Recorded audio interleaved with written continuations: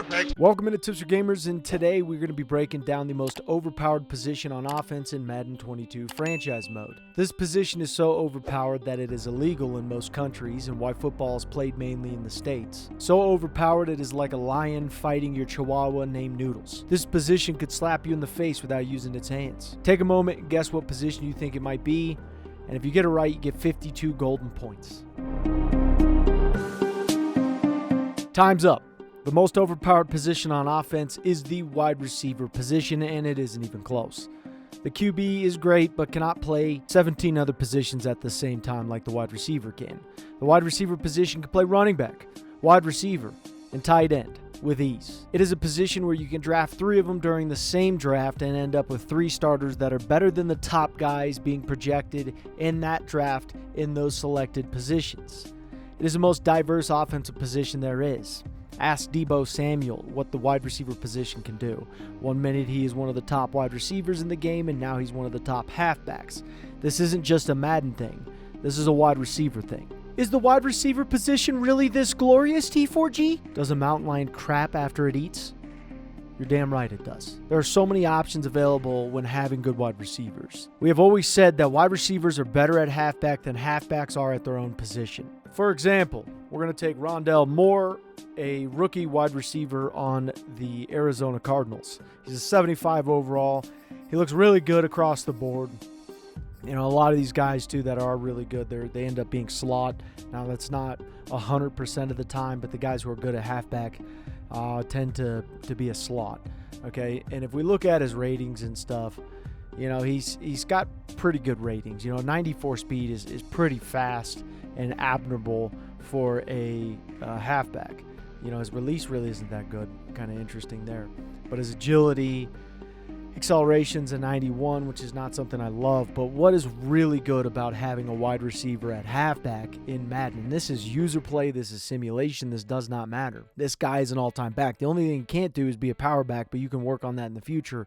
And it's going to take you way too long and end up getting that trucking up. But you can get that trucking to at least a 70 and still look good after, you know, he's a high overall, whether you're in user play or not. But the beautiful thing about it is his carrying's a 74, his COD's a 91. He's already built to be a pretty solid halfback. Now, the one knock here, and this is just an example that we picked, Rondell Moore, but one knock here would be his injury and his stamina. Aside from that, the guy is basically perfect. So he's a 75 overall. We already know that. Okay, and we move him over whenever Madden loads. I don't know how long it takes for Madden to load, but dear Lord, I mean, it's ridiculous. Here we go. So now he's the top guy. He's an 85. So he bumped up just from moving his position from a wide receiver to a halfback. He's bumped up 10 overall points. 10. This guy went from being like, okay, he's a decent first-round pick, you know, decent, I would say a good first-round pick. If you got him in the first round, you'd be happy at a 75 overall with a hidden dev. Depending on what that dev is, more than likely it's a star dev. You'd be satisfied. But if you got an 85 overall star dev or superstar dev halfback out of the draft, well, you'd be crapping your pants. You'd splat cheek, no question about it. So we're going to make a trade, too, for a guy, and I'm just curious with how he'll end up being as a halfback. We're going to take Waddle here. We got Kaepernick and picked him up on free agency. Now, Waddle would normally be hard to trade for, but since you're utilizing a quarterback right around that 80 overall range, Madden really loves Kaepernick, too. So, you know, take advantage of what Madden really loves. And we gave him a halfback too, and we gave him a first-round pick of next year. Now, make sure always give up the next year picks first before you give up current years, because you can always backtrack. And what we mean by that is you can always trade some picks away. If I trade the first-round pick 19, I'm going to get a first-round pick of next year, and I could even get a second, maybe even a third. Okay, or I'll at least get, maybe 2/3 and a first back. I can replenish what I gave up. So if you're going to give up a pick, don't give up the current year. Give up the next year first. So Waddle goes from a 81 to a 92. Just imagine if you got a 92 overall rookie with a superstar dev, star dev, whatever he is. He's not an X Factor. I would highly doubt it. But imagine if you picked this guy up.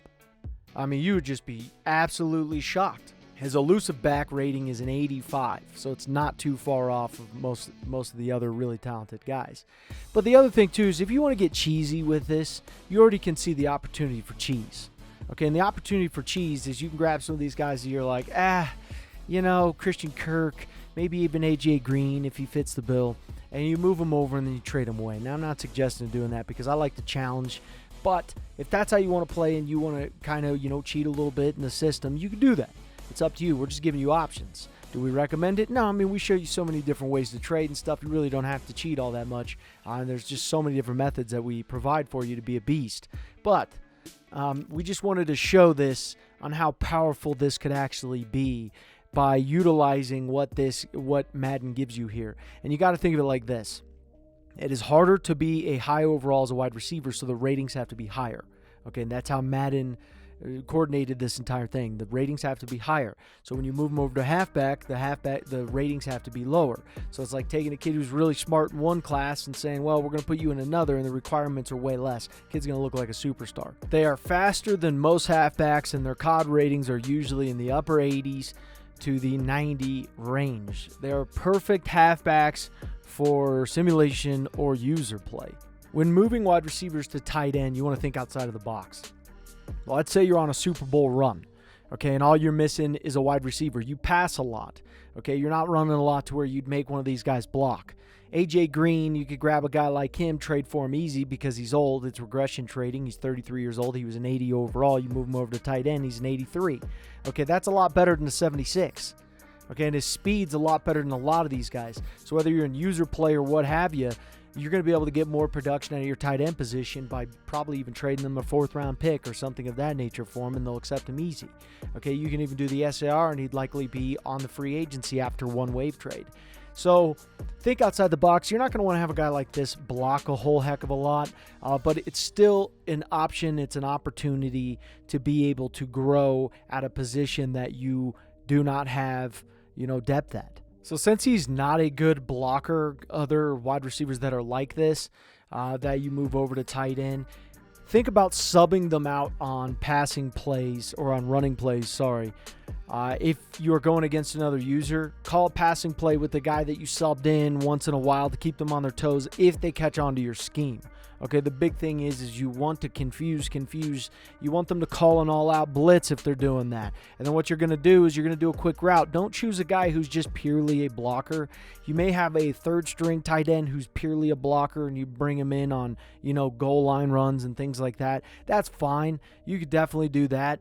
But make sure it's still somewhat of a versatile guy. That way you could call the audible, throw a pass to the guy if need be. Because in reality, if the defense or the user that you're playing is constantly calling, blitzes, and he's trying to stop your run because he thinks you're going to run because you pulled out AJ Green or an old guy like that, well, then feed off of that and make the guy pay for that. You would love for a guy to be one-dimensional to where you're like, I'm going to put this guy in and he's going to blitz. That'd be great to know. That'd be like him telling you what his play is before you even snap the ball.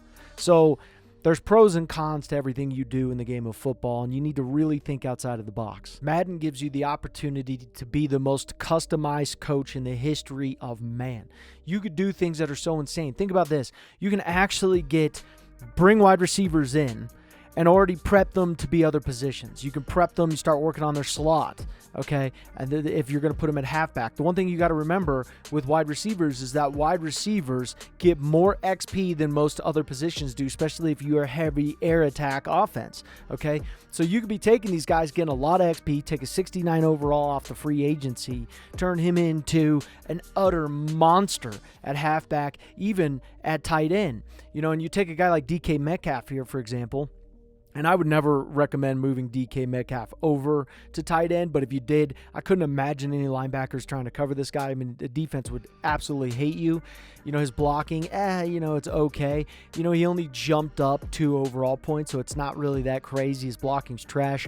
But there's big guys out there that are phenoms. They're huge, okay, 6'3", 235. He's not far off from the other tight ends in the league. He's just not. Some of them are humongous, yeah, but a lot of tight ends are around that 250 mark. So if you start getting close to that 250 mark, you're in the money, okay? And that's something that you want to think about. But you can actually be bringing guys in. Let's say you bring a guy in and you're like, hey, this guy's going to be my next best tight end. So what I'm going to do is I'm going to make sure he has speed. You want it in the 90s because that's the whole point of grabbing a wide receiver and moving him to another position, is utilizing what the other guys don't have. Most other guys do not have a 90-plus speed tight end, okay? And I know I'm moving fast here, but replay this video if you need to. But what I would do here is I'd work on his physical attributes. So I'd pick a guy who's big, I'd pick a guy who's fast, and then what I would do is I'd be upgrading his physical as much as freaking possible, because when you transfer him over to tight end, he's going to be able to handle that position much better because he's a physical wide receiver. Same thing with halfback here. If I find a guy that I'm like, wow, I really like this guy, I love this guy, Dwayne Eskridge, okay, I'd start working on his slot. Okay, I really would. I'd hit him with a slot. The deep threat wouldn't be too far behind. I don't want to lose that deep threat. I'd like to increase that speed, but that slot is really what's going to help you have a really good halfback. So that's how you should do it. And you could basically be bringing guys in and creating this school of thunder, okay, where you're putting him a wide receiver and you're just building them up for 2 years, and then here's my tight end, I move him to tight end, here's my halfback, and you'll just have the most ridiculous team year after year if you do this precisely. Now, it is a little bit of a chess match on the timing, because you don't want to get guys too old, they start regressing, things like that. But seriously, let Madden just be what you want it to be. Don't try and do what everyone else does. Everyone does the same stuff in Madden. They have since the land of time. Everyone does the same. Halfback, wide receiver, wide receiver. Literally just let it come to you. Play chess with it, and you can make this system work for you in just amazing ways. And you could, it's endless. It's literally endless. High ambitions in the right mind can take you so far. It's like you lived a few lives.